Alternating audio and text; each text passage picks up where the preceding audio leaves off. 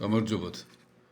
ადამიანებს ისე წარმოგვიდგენია, თითქოს შეუძლებელია, რომ ჩვენ შეგვეხოს შეშლილობა.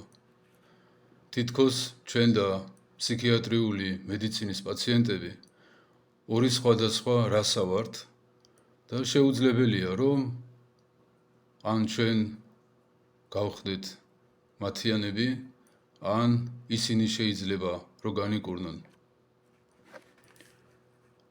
თითქოს ორი სხვადასხვა მოდგმა ვართ, მაგრამ ესე არ არის. ცოდვით დაცემის შემდეგო ღმერთმა ადამს შემოსა ტყავის სამოსელი. ტყავის სამოსელი ეს ყოფილა ჩვენი უხეში ხორცი. ადამიანის სხეული თავიდან ესეთი არ ყოფილა, როგორც ახლა არის. არამედ იყო განხშოებული, ნაკლებად მატერიალური. და შემდეგ, დაცემის შემდეგ გახდა უხეშად მატერიალური, ზრქელი. ღმერთმა ეს ადამიანისთვის გააკეთა, რომ ადამიანსა და ეშმაკს შორის კონტაქტი გაეწყვიტა. რომ ადამიანს ურთიერთობა აღარ ქონოდა იმ გამოუსწორებელ სულებთან, რომლებსაც დამორჩილდა, რომ არ დაენახა ისინი, არ გაეგო მათი ხმა და მათი მოსწავლე არ გამხდარიყო. რაღაც მსგავსი იკვეთება ადამიანის თავდაპირველი სხეული, მსგავსება იკვეთება აღდგომილი ჩვენი უფლის სხეულთან, როცა მაცხოვარი დაკეტილ კარში გადიოდა, მაგრამ შეხებადი იყო. შეეძლო რომ რაიმე შეეჭამა. მაგრამ სამართალი მოითხოვდა, რომ როგორც ადამიანი თავისი ნებით შევიდა ეშმაკთან კონტაქტში, ისე თავისი ნებით გაეწყვიტა ეშმაკთან კონტაქტი.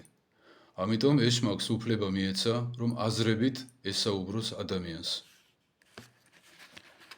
ადამიანი არის სამება ღმერთის ხატი.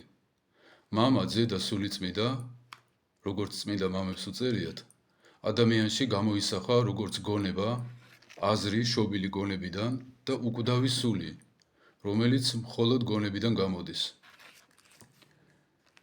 დაცემის და შინაომის გამო ადამიანის სულის ეს სამი ნაწილი, გონება, აზრი და სული ერთმანეთში იბრძიან, ერთმანეთს ეომებიან.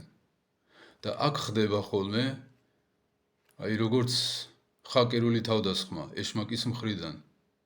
ადამიანს აზრებით ესაუბრება და ადამიანის გონებას ჰგონია, რომ ის აზრები, რაც მასში ჩნდება, ეს არის მისი აზრები. ამ დროს ეს არის ხოლმე გარედან შემოსული ეშმაკის აზრები. ამ უხილავი საუბრებით ადამიანები ეკონტაქტებიან დაცემულ ანგელოზებს. რა განსხვავებაა ჩვენსა და ფსიქიატრიული მედიცინის პაციენტებს შორის? გონებაში შემოჭრილ აზრებს აქვთ რაღაც თავისი ენერგია, რომლითაც ცდილობენ ადამიანი დაიმორჩილონ. ენერგიათა მოქმედების ძალაშია განსხვავება და ამ ენერგიებით სულისა და სხეულის დაზიანების საქმეში. იმიტომ რომ ადამიანის თავისი საკუთარი აზრი შვიდია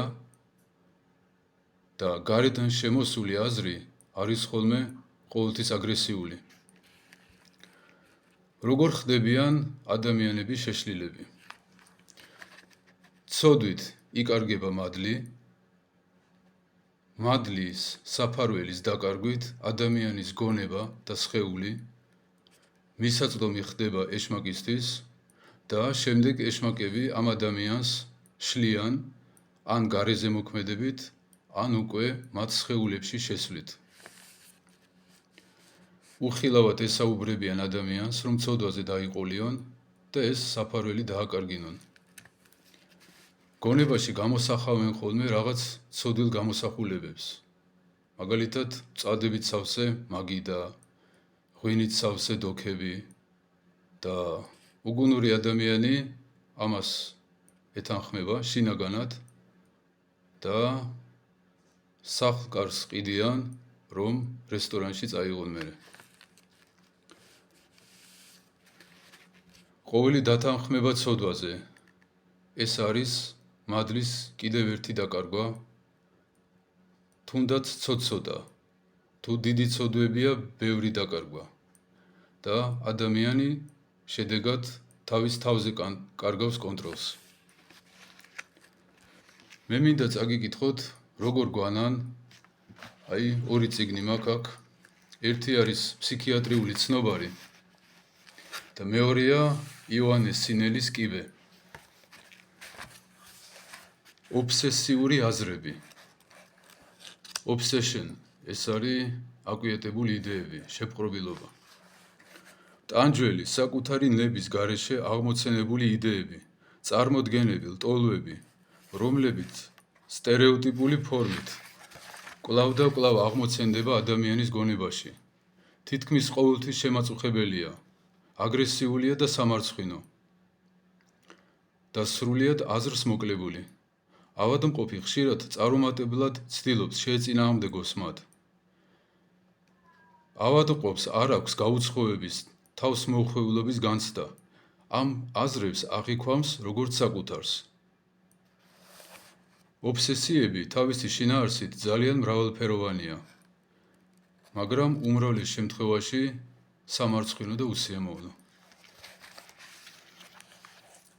იოანეს სინელი რას წერს? როცა სალოცავად დავდგებით, არაწმიდა და გამოუთქმელი სიტყვები მაშინ აღვიდგებიან წინ. როგორც კი ლოცვას თავს დავანებებთ, მაშინვე გაგვეცლებიან. რადგან როგორც წესი ისინი არ ებრძვიან იმათ, ვინც მათ წინააღმდეგ არ იბრძვის. ექიმებს ძალიან გამოადგებოდათ წმინდა მამებს, რომ სწავლობდნენ, გაცილებით მეც გაიგებდნენ, ვიდრე ფროიდის კითხვით. არაადამიანური მოქმედებით დაზიანებული ადამიანის მკურნალობა უნდა მოხდეს არაადამიანური მეთოდებით. თუმცა ეს ძალიან ძნელია. მადლი განკურნავს სულსაც და ხორცსაც. არიგებს გონებას, აზრს და სულს ერთმანეთში და მადლის საფარველის გამო ეშმაკს აღარ აქვს წდომა ადამიანთან და ყურებში ვეღარ ჩახვირის და თავის საქმეებს ვეღარ აძალებს. არსებობს 8 ვნება, 8 სულიერი ავადმყოფობა.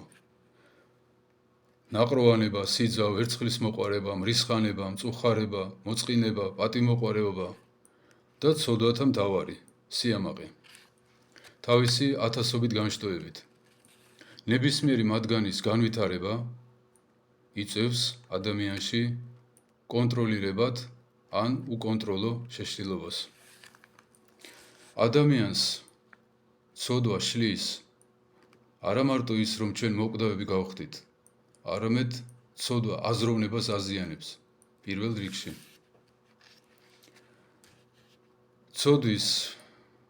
ცოდვების მთავარი ეს არის სიამაყე და თუ დააკვირდებით, ყველა, ვისაც შეიძლება ჭკვიანი ერქვას, მაგრამ შეშლილია. შეშლილი არის სიამაყით. ჩვენს ნებაზეა სრულად. თუ ღვთის კანონებით ვიცხოვრებთ, არასოდეს ეს არ შეგვეხება. თუ ღვთის კანონებს უგულებელყოფთ, მაშინ მადლის დაკარგვის პროპორციულად გაძლიერდება ეშმაკის მოქმედება ჩვენზე და საკუთარ თავზე აღარ გვექნება კონტროლი. არა თუ სხვაზე და გარემოზე. რა თქმა უნდა, არსებობენ ადამიანები, ვინც უკვე დაზიანებული ჯანმრთელობით დაიბადა. მათზე არ არის ეს სიტყვა. არამედ იმათზე, ვინც თავისი ურწმუნოებით, ცოდის სიყვარულით და განსაკუთრებით ამპარტავნებით თავისი თავი იმდენად შეშალა, რომ 40, 50, 70 წლისა, როგორც ბავშვი ესე უნდა ეფერო, თორე ყოველ სიტყვაზე აფეთქებაა მოსალოდნელი. ამასთან შეშლილობა გაცილებით ფართოცნებაა. რით არ არის გიჟი ის ადამიანი, ვისაც მილიონი აქვს და ღამე არ ძინავს, რომ კიდე 1 მილიონი იშოვოს. ან როგორ შეიძლება ნორმალური უწოდოთ ადამიანს, რომელიც ამბობს, რომ ჯერ 80 წლისაა და რომ მთელი ცხოვრება წინ აქვს. ან ადამიანი, რომელსაც საკუთარი შვილების ქონება კაზინოში მიაქვს. ჩვენსა და შეშლილებს შორის მხოლოდ ერთი განსხვავებაა. ჩვენ სავარაუდოდ ნაკლები ცოდვები გვაქვს და ამიტომ ეშმაკს უფლება არ აქვს, რომ ჩვენ ქუჩაში გვარბენინოს. და ამ ადამიანებს შედარებით მძიმე ცოდვები აქვთ, ხილული თუ უხილავი. და შედეგად ეშმაკს უფლება აქვს, რომ ისინი ქუჩაში არ ბენინოს.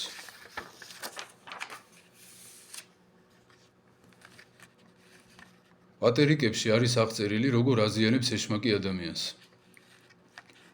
ერთი ბერი მოძღვრის ლოცა კურთხევას არ დაემორჩილა და არაერთი შეგონების მიუხედავად განმარტოვდა კელიაში. უნდა დაყუდებული მონაზონი ვიყო.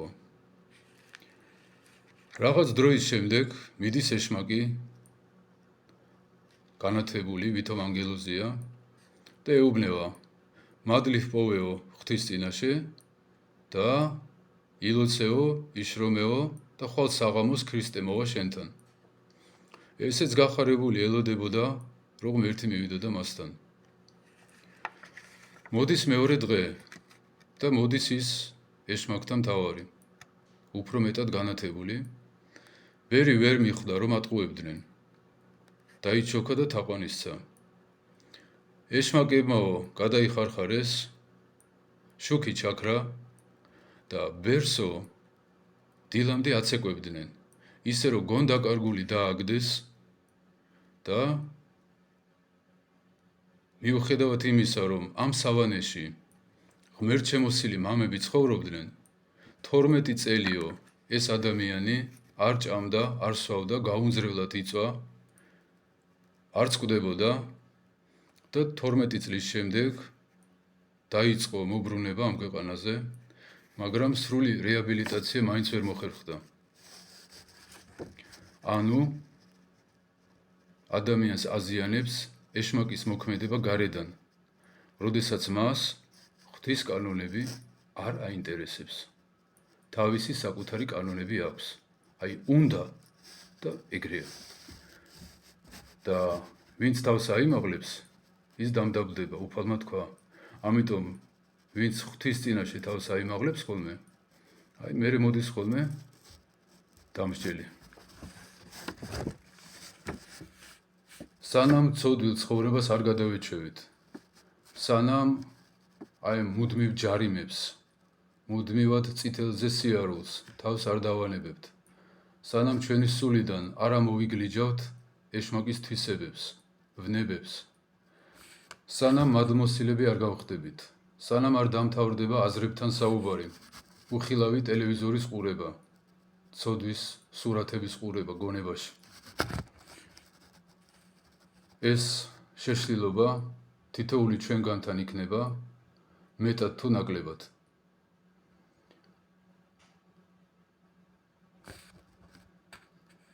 ისტორიას არ ახსოვს, რომ ქრისტიანი გაგიჟებული იყოს.